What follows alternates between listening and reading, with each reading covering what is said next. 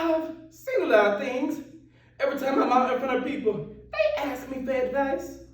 My dear, what should I do about this? My dear, what should I do about that? I tell people I got problems of my own. For some reason, they keep asking and they seem to like to listen to the advice I've got to give. Part of Tyler Perry's inspiration for Madea was actually a real-life man. But for me, this is the spitting image of my grandmother. It was just yesterday she yelled, Isaiah, get your butt in here and scrub my toes and clean this damn floor. Join me in this selection where we will learn the making of Madea. Madea by Tyler Perry. The first memory from my childhood was so beautiful. I was looking out the window, the leaves were changing, everything was going around. I was sitting there thinking, wow, I am so very blessed to be on this earth. Just as I was getting ready to raise my hands in the air and say, thank you, Jesus, my mama had slapped the hell out of me on the back of my head and said, you ain't finished washing them dishes yet?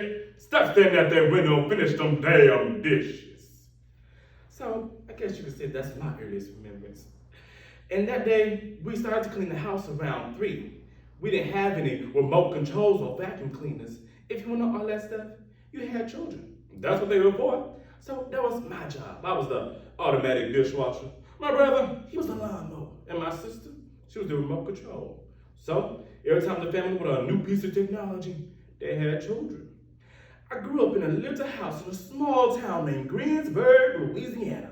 It's a little different today when I grew up there. We had to stuff the old walls with newspapers because we didn't have any isolation back then. And there were many, many, many uncles. Every time my daddy went to work, one of my uncles would come over. There was Uncle Little Johnson, Uncle Big Johnson, Uncle Wide Johnson, Uncle Crooked Johnson. Everybody's name was always Johnson. I could have never figured that out.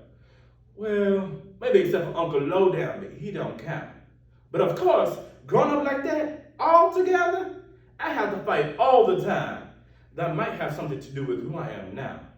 But my mother, she was a feisty and stern woman. She was the original Madea, and I'm Madea light compared to her. That woman was Madea over the top. She was a cusser, and she didn't have no little guns. She had shotguns and razors, and people would come by the house just for protection. My mother was in there with Harriet Tubman. I know. My mom and Harriet Tubman, they were friends. And if you've been living under a rock, my mama was a civil rights activist. And the only one she could have never worked with was Dr. King. They would have let her in the marches because she was too violent, which I don't understand. So I guess you could say I got a few traits from her. But my mama was never a praying woman. She was a classic Christian, which means she would go to church on Sunday and cuss everybody out the remaining days of the week. Now don't get me wrong. My mama was a very gentle, mild-mannered, very kind and peaceful woman until you got her started. Growing up, I didn't feel ashamed about my mama. You are who you are and growing up where you are for a reason. I guess since I was raised around all that foolishness, I guess I just accepted it. Maybe that's why I had no problem being a stripper. You know, my stage name was Delicious. I was the one who actually invented the drag it like it's hard, but now I have to let it down like it's warm. But anyway, when did I know I was Madea? I must have been around 30 because Cora was a big girl when this happened. So there was this one girl in the neighborhood who was having trouble with her man, and he was a pretty big guy. And I surprised myself with my own strength. I don't know that I got the strength of a man, and I shouldn't waste my superpowers. So now I have some advice for you.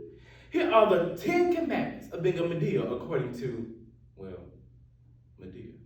Number 1, keep it real. Say what's in your mind when you feel like saying it. Number 2, life is hard, so laugh, even in the moments when people think stuff ain't funny. I've sat in funerals and found something to laugh about, so I'm sure you can find something to laugh about too. Number 3, eat, live, then die. Don't worry about dieting, don't worry about exercising. Whenever it comes on, let it stay on. Number 4, do unto others before they do unto you. If they done it unto you and you haven't did it unto them, do it twice. Number 5, You will get better with time. Number 6, live every day like there's no tomorrow to make it up. Live every day like there's a tomorrow to apologize. Oh, hell, Medea, that was on 6 commandments. You said 10. Well, the other 4 are just irrelevant. Now, let's get started about your children. My tip for raising your beautiful bundle of joy, making them a successful product to society and a wonderful citizen. It's just a 3-word tip that our parents passed on to me, and I'd like to pass down to you. Whoop that ass. You know, nowadays I look at some of these children who run around here with no discipline and no home training because their parents are sitting around trying to be their child's friend. Their child's friend.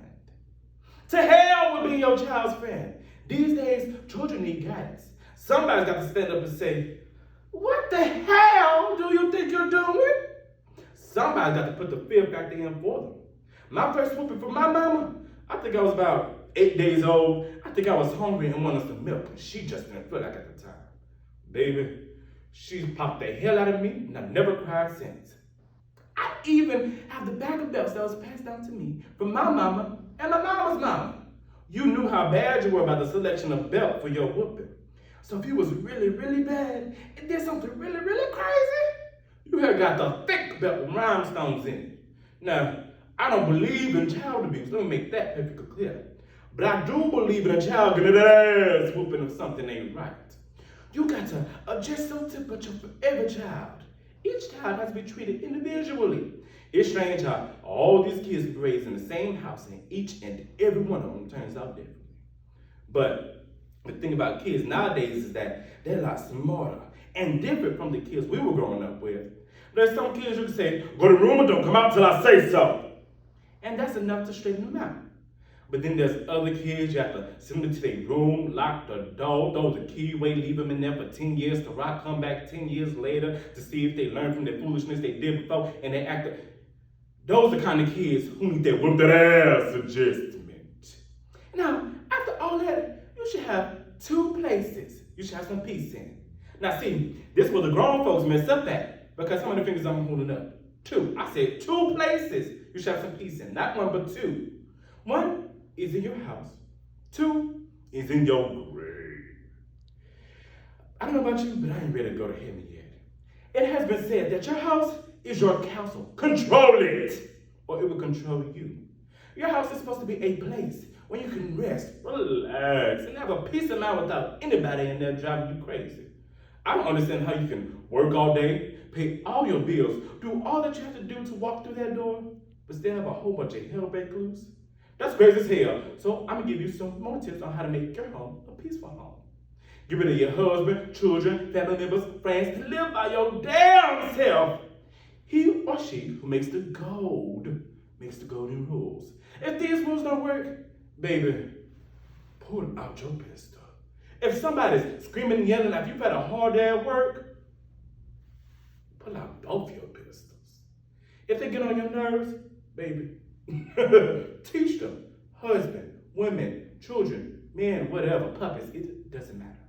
These rules will work. I think we all have the power to change.